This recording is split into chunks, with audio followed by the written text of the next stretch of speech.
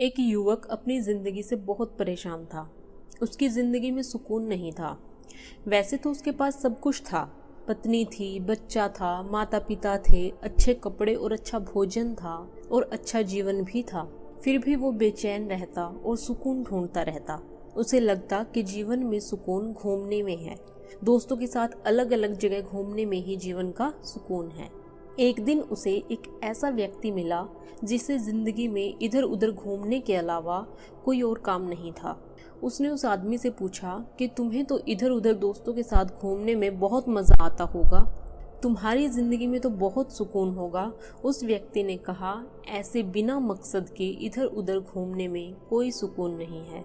एक घर होना चाहिए, एक परिवार होना चाहिए, कुछ जिम्मेदारी होनी चाहिए। ज़िंदगी जीने का मज़ा तो तभी आता है। यूँ अकेले ज़िंदगी बिताना कितना भारी है, इसका अनुमान तुम लगा भी नहीं सकते।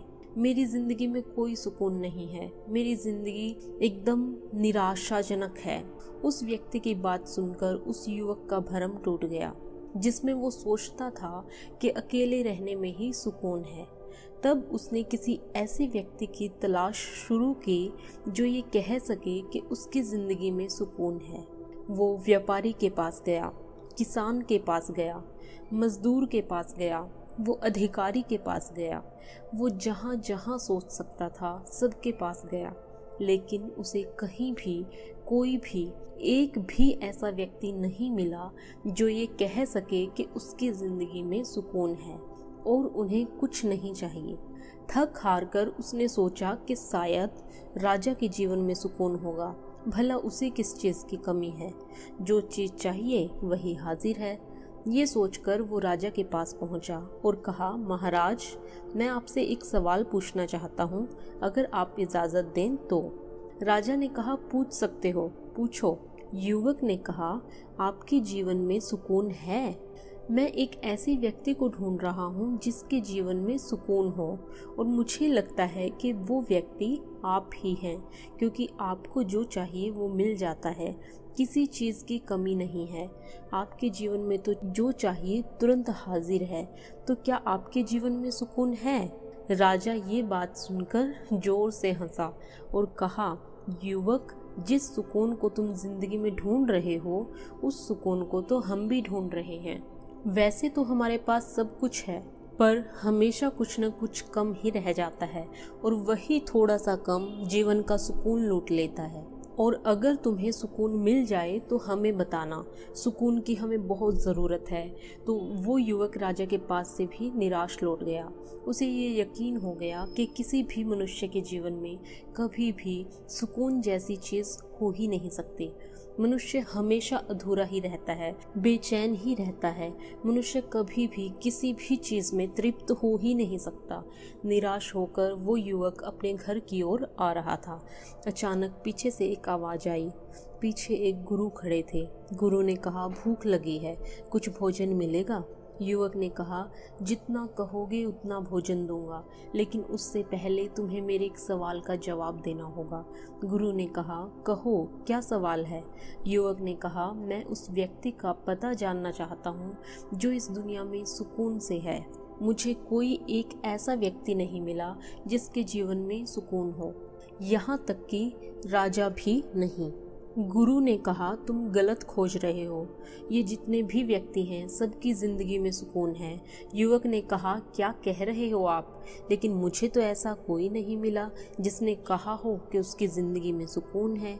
और दूसरों की बात मैं क्या करूं? मेरी तो खुद की ज़िंदगी में सुकून नहीं है। फिर आप कैसे कह सकते हैं कि सबकी ज़िंदगी में सुकून है? गुरु ने कहा, सुकून तो सबकी ज़िंदगी में है, पर हम ही उन चीज़ों के पीछे भागते हैं जो हमारा सुकून छीन लेती हैं। युवक ने कहा, मैं कुछ समझा नहीं। जैसे तुमने खुद ने सुकून पाने की चाह ने तुम्हारा सुकून छीन लिया है, और अगर तुम अपना सुकून नहीं छीनते तो वो तुम्हारे पास ही रहता।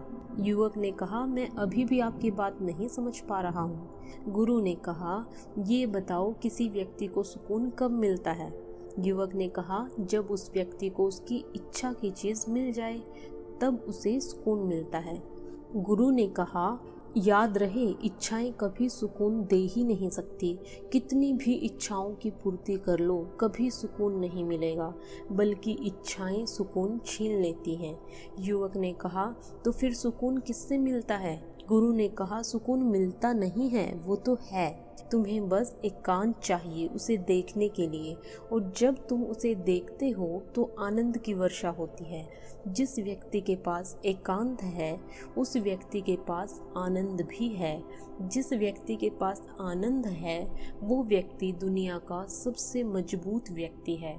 ऐसा व्यक्ति किसी भी स्थिति में, चाहे वो किसी भी दुख में हो, सुख में हो, चाहे कुछ भी कर रहा हो, चाहे उसकी मौत ही क्यों न होने वाली हो, अपने आनंद से, अपने सुकून से कभी जुदा नहीं होता।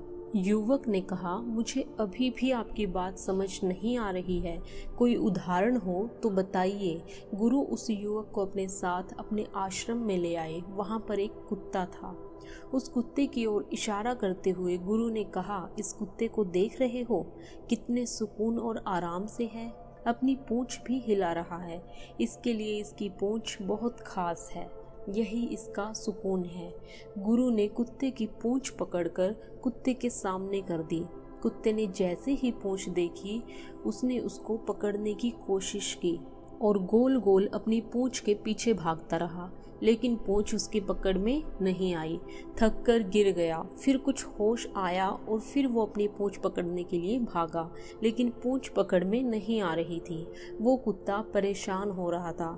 गुरु ने कहा, देखा तुमने, हमारे पास भी सुकून ऐसे ही रहता है जैसे कुत्ते के पास उसकी पूंछ, लेकिन हम सुकून ढूंढने के लिए ऐसे भागते रहते हैं जैसे ये कुत्ता भाग रहा है, अर्थात जो मिला हुआ ही है उसी को ढूंढते रहते हैं। युवक ने कहा, आपकी बात मुझे कुछ समझ आ रही है, लेकिन अभी भी मैं स्पष्ट रूप से नहीं समझ पा रहा हूँ। मुझे मेरा सुकून दिखाइए तो मैं कुछ समझ सकूं। गुरु उस युवक को नदी किनारे ले गए, एकांत में ले गए। वहाँ कोई नहीं था, घने पेड़ों से घिरा नदी का किनारा था। वहां जाकर गुरु एक पेड़ के नीचे आंख बंद कर बैठ गए।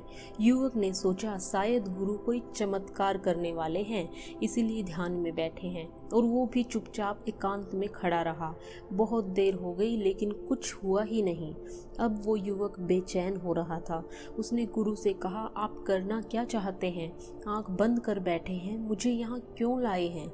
मुझे मेरा सुकून दिखाने लाए थे और खुद यहाँ आंख बंद कर बैठ गए। लेकिन गुरु कुछ नहीं बोले, वो ध्यान में बैठे रहे। युवक बड़बड़ाता रहा, कुछ न कुछ कहता रहा, इधर से उधर टहलता रहा, इस आश में कि गुरु अभी उठेंगे और उसके सवाल का जवाब देंगे। बहुत देर हो गई और अब वो थक गया था।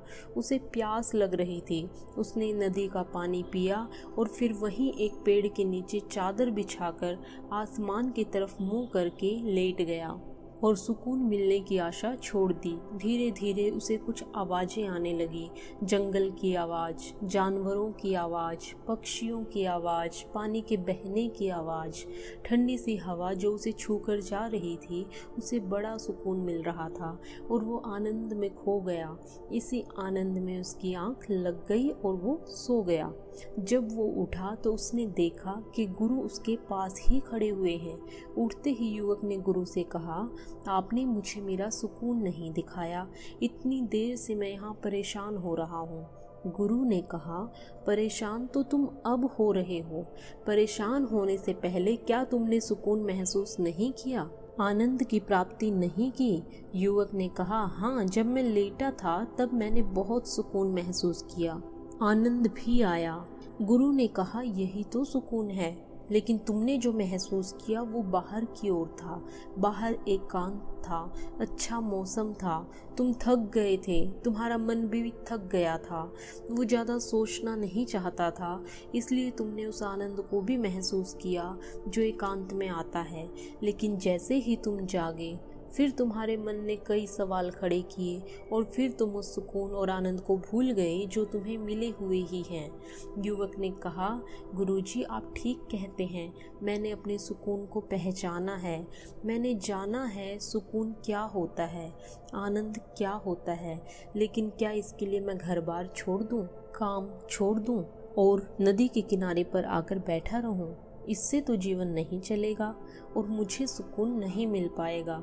गुरु ने कहा, जो सुकून और आनंद की अनुभूति तुमने की है वो तो बाहर की ओर है, वो तो ख़त्म होने वाली है, बाहर की परिस्थितियों पर निर्भर करती है। यही एकांत तुम्हें अपने भीतर उतारना है और एकांत में अपने मन को सुनना है। उसके बाद तुम कहीं भी रहो, किसी भी स्थान पर, कितनी भी भीड़ में, किसी भी दुनिया में, संसार में कहीं भी रहो, कुछ भी करो, फिर भी एकांत में ही रहोगे, सुकून में ही रहोगे, आनंद में ही रहोगे। और तब जो तुम करना चाहोगे अवश्य ही कर पाओगे, क्योंकि जिस काम में आनंद होता है, सुकून होता है, एकांत में जो काम किया जाता है वो हमेशा सफल होता है। युवक ने कहा, भीतर के एकांत में कैसे उतरा जाता है? गुरु ने कहा, जैसे तुम बाहर के एकांत में उतर गए। ध्यान देने से अपने आप को व्यर्थ के प्रश्नों में मत उलझाओ, स्वतंत्र रहने दो। बाहर से आती, अंदर से जाती सांसों को महसूस करो। मन के एकांत पर ध्यान दो। भीड़ का हिस्सा मत बनो। अपनी ऊर्जा को बाहर और व्यर्थ की बातों में बर्बाद मत करो। अभ्यास करो। युवक ने कहा, धन्यवाद गुरुजी, सुकून और आनंद दिखाने के लिए। थैंक यू दोस्तों, आप भी समझ गए होंगे कि सुकून क्या है और एकांत में किसी काम को कैसे किया जा सकता है ताकि आप भी सफल हो सके।